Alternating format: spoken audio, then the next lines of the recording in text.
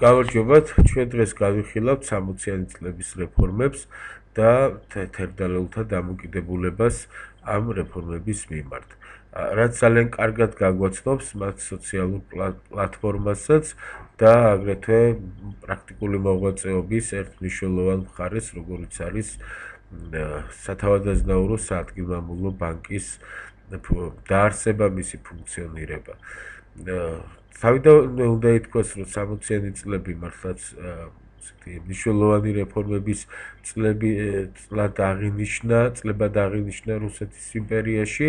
ამ დროისთვის გატარდა საგლეხო რეფორმა, რომელიც განსაკუთრებული მნიშვნელობისა იყო როგორც წმინდა ზნეობრივი თვალსაზრისით და სოციალური თვალსაზრისით, როდესაც ათობით მილიონი ადამიანად იქცა, იმით რომ მათ მიიღეს პირადი თავისუფლება და აღარ იყვნენ თავიანთი თავადაზნაურების, ანუ მებატონეების ყმები.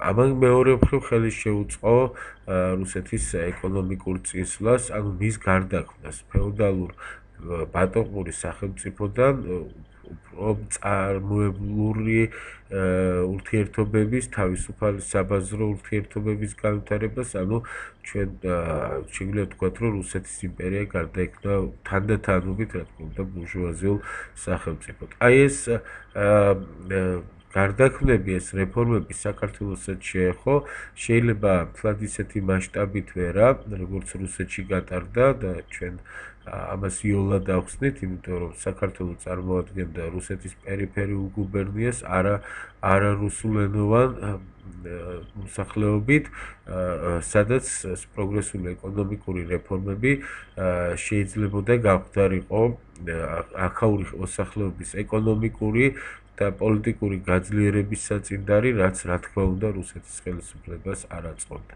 მეორე მხრივ, საქართველო, როგორც რუსეთის იმპერიის შემადგენელი ნაწილი, ვერ დარჩებოდა ამ რეფორმების მიღმა, ანუ ხელისუფლება იძულებული გახდებოდა, რომ ის გაეტარებინა ჩვენს ქვეყანაშიც და ბუნებრივია ეს გარდაქმნები დადებითად იმოქმედებდა ქართულ საზოგადოებაზეც.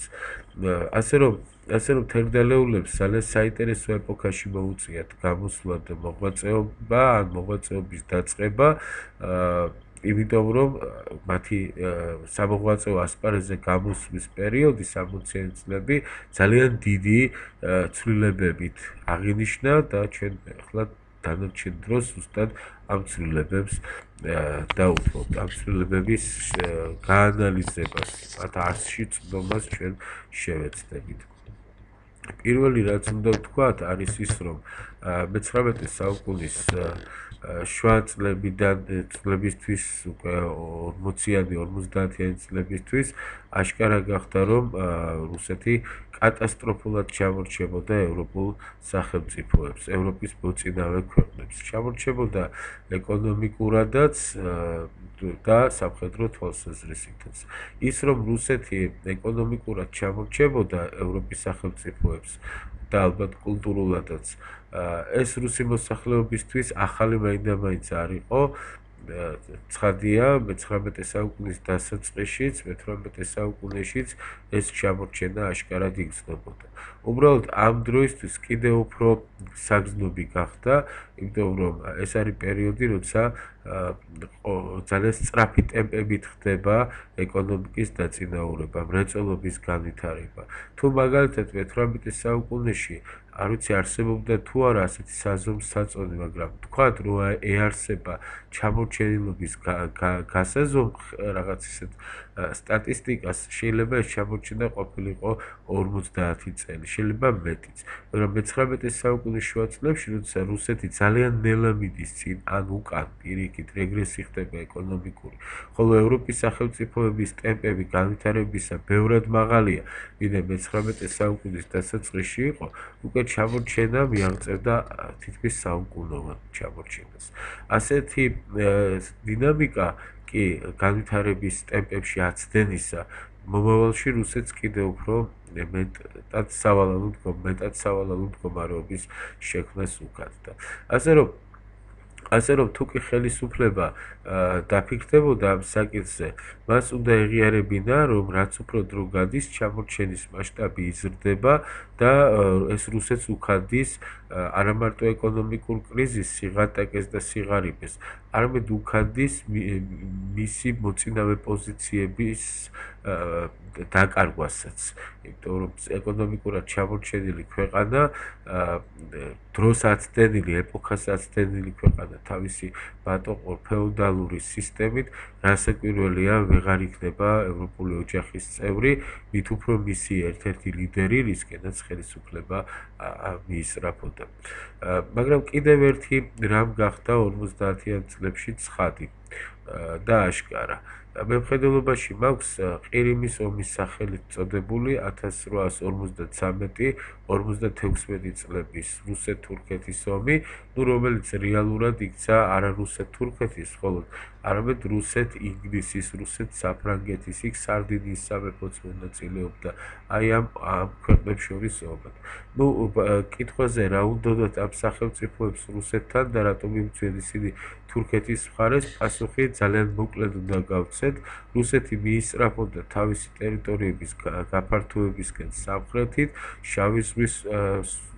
შავ ზღვაზე და იქ სრუტეებზე სრული ბატონობის დასამყარებლად.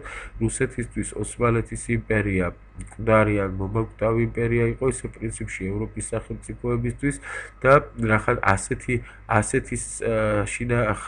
სტატუსი შეიძინა ოსმალეთის იმპერიამ, ამიტომ თუ დაასწრებს რუსეთის სხვა სახელმწიფოებს, მას შეუძლია იოლად მიითვისოს ამ სახელმწიფოს მისთვის სასურველი და საინტერესო მხარეები.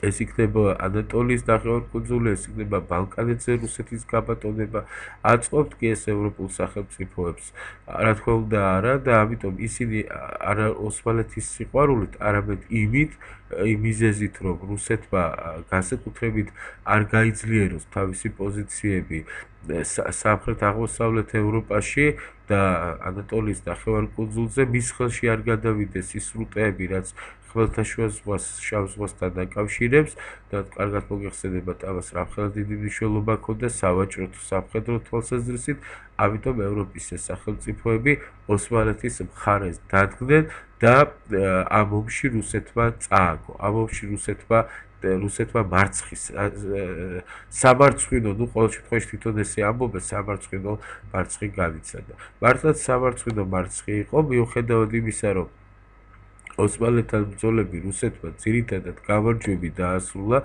მაგალითად კავკასიაში, სადაც ქართველი მოსახლეობის ხვედრითი წილი რუსეთის ამ გამარჯვებაში ძალიან დიდია, ჩვენ ახლა დრო არა გვაქვს, რომ ყირიმის ომს ცალკე შევეხოთ, მაგრამ იქ, სადაც რუსეთს ბრძოლა უწევდა არა ოსმალეთის ჯართან, არამედ ბრძოლა უწევდა ინგლისისა და საფრანგეთის არმიებთან, იქ პირწმინდად წააგო როგორც ზღვაზე, ისე ხმელეთზე.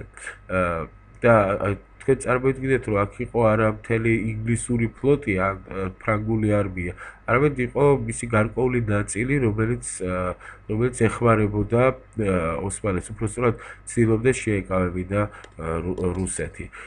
რუსეთის მხარე კი წარმოდგენილი იყო მთელი მისი სამხედრო რესურსებით.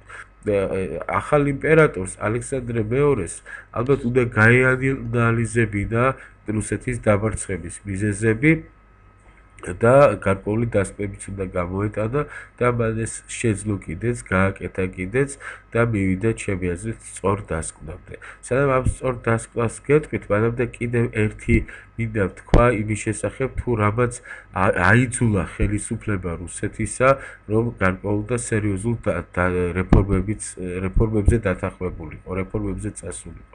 ჩვენ ვთქვით, რომ რუსეთის იმპერია ეკონომიკურად კატასტროფულად ჩამორჩებოდა იმავე ინგლისსაც და საფრანგეთსაც. ანუ იმ ქვეყნებს, ვისთანაც რუსეთი მეტოქეობდა. რუსეთი ოსმალეთთან ეკონომიკურ სფეროში, გავლენის სფეროში არ მეტოქეობდა. რუსეთისთვის ოსმალეთის დარი იმპერია, ოსმალეთის გავსი იმპერიად მიჩნევა არ იყო ის, რისთვისაც ეს სახელმწიფო იბრძვის და რა გეგმებსაც ის ამყარებს. რუსეთის მეტოქე იყო ყველაზე დაწინაურებული ქვეყნები და რუსეთმა ძალიან კარგად იცის, რომ მათ ეკონომიკურად რუსეთი მნიშვნელოვნად ჩამორჩება. მაგრამ ამ ჩამორჩენას რუსეთი იტანს. ამ ჩამორჩენის გამოსწორებას რუსეთი დიდად არ ესწრაფის, არა იმიტომ, რომ მას არ უნდა რომ განვითარდეს ეკონომიკურად, არამედ იმიტომ, რომ იცის, რომ მისი ეკონომიკური განვითარება არის იმ საფუძვლის რეორგანიზება და რეფორმირება, რაზეც თვითმყოფელობა ზის, ანუ ფეოდალური რეჟიმი, წოდებრივი რეჟიმი, ბატონყმური ურთიერთობები. ამიტომაც საკუთარი ხელისუფლების და საკუთარი პრივილეგიების შენარჩუნების მიზნით, თვითმყოფელური რეჟიმის გამტკიცების მიზნით, რუსეთი იტანს ფეოდალურ საზოგადოებას და ხვდება, რომ სანამ აი ამ სახელმწიფო წყობილებით რუსეთი არსებობს, ის ეკონომიკურად ვერასდროს ვერ განვითარდება იმ ტემპებით, რა ტემპებითაც ის პირველხარისხოვან ეკონომიკურ სახელმწიფოდ იქცევა. იტანს ამას, ეგუება ამას, იმიტომ რომ მან იცის, რომ მას აქვს მეორე იარაღი, რომლითაც თუნდაც მასზე ბევრად დაწინაურებულ სახელმწიფოებს დააფრთხობს, შეაშინებს, აიძულებს, რომ აღიარონ რუსეთი მაინც პირველხარისხოვან ქვეყნად. ეს იარაღი არის ნამდვილი იარაღი, ანუ ჯარი რუსეთისა, რომელიც იპყრობს, იმარჯვებს, ევროპას ჟანდარმად ევლინება, მრავალრიცხოვანი არმია, რომელსაც ანგარიშს უწევენ და აი ამ ქვეყანას ერთ-ერთ მოწინავე და ძლიერ ანგარიშგასაწევ იმპერიად აქცევს ეს გარემოება მსოფლიოში. მაგრამ ყირიმის ომმა რა აჩვენა? ყირიმის ომმა აჩვენა ის, რომ ეს ილუზია დარჩა მხოლოდ. ყირიმის ომმა აჩვენა ის, რომ რუსეთის სამხედრო შესაძლებლობები დარჩა იქ სადღაც ნაპოლეონის ეპოქაში, ანუ მე-19 საუკუნის დასაწყისში. თუმცა ნაპოლეონიც რუსეთს იმდენად არ დაუმარცხებია, რამდენადაც რუსეთის ჯარს, რამდენადაც რუსეთის კლიმატმა მისმა უსაშველოდ ვრცელმა და დიდმა ტერიტორიებმა. მოკლედ დარჩა წინა ეპოქაში რუსეთის ჯარი. წინა ეპოქაში, როდესაც მას ჯერ კიდევ შეეძლო გამარჯვება და ჯერ კიდევ შეეძლო ამ ჯარით ძლიერ სახელმწიფოს წარმოქმნა. ყირიმის ომმა დაადასტურა, რომ რუსეთის ჯარი შეიარაღებით მნიშვნელოვნად ჩამორჩებოდა ევროპულ არმიას, წრთნით მნიშვნელოვნად ჩამორჩებოდა დისციპლინითაც და რუსეთის სარდლობაც, თქვათ სტრატეგიული ხედვით, ვერაფრით ვერ უახლოვდებოდა ევროპულ სარდლობას და ოფიცრობას. ეს აჩვენა ყირიმის ომმა, სადაც რუსეთი ვიმეორებ ინგლისისა და საფრანგეთის ჯარის ნაწილებთან სასტიკად დამარცხდა. მაშინ რა ელის რუსეთს? ელის ის, რომ რამდენადაც ეკონომიკურად ჩამორჩება ევროპის მოწინავე ქვეყნებს, იმდენადაც უკვე აშკარა გახდა მისი სამხედრო ჩამორჩენა.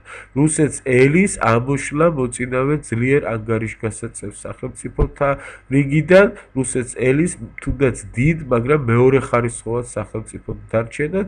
დიდი სახელმწიფოები ამ დროს მსოფლიოში არის, დიდია ჩინეთი, მაგრამ აბა ვინ რა დაგდებს ჩინეთს, პირიქით ძლიერ სახელმწიფოთა ცილობის ობიექტად გახდა.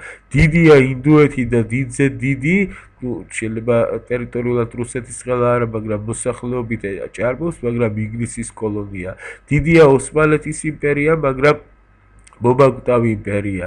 მაშინ მარტო სიდიდე და მოსახლეობის რაოდენობა საკმარისი არ ყოფილა იმისთვის, რომ რუსეთს თავისი პოზიციები შეენარჩუნებია. ამისთვის საჭიროა ორი რამ იმ ეპოქაში: ძლიერი ჯარი და სამხედრო თვალსაზრისით ძლიერი სახელმწიფო ჩამოყალიბება, ამ შემთხვევაში დარჩენა და ძლიერი ეკონომიკა. რუსეთს პირველი არც არასოდეს ჰქონდა, მეორეთი იწონებდა თავს, მეორეთი ინარჩუნებდა ძლიერ სახელმწიფოთა შორის თავის პოზიციას. ყირიმის ომმა კი გამოამჟღავნა, რომ არც მეორე ფაქტორი უკვე არის რუსეთის სასარგებლოდ. რომ რუსეთი აშკარად დამარცხდა და მისი სამხედრო ჩამორჩენილობაც გამომჟღავნდა.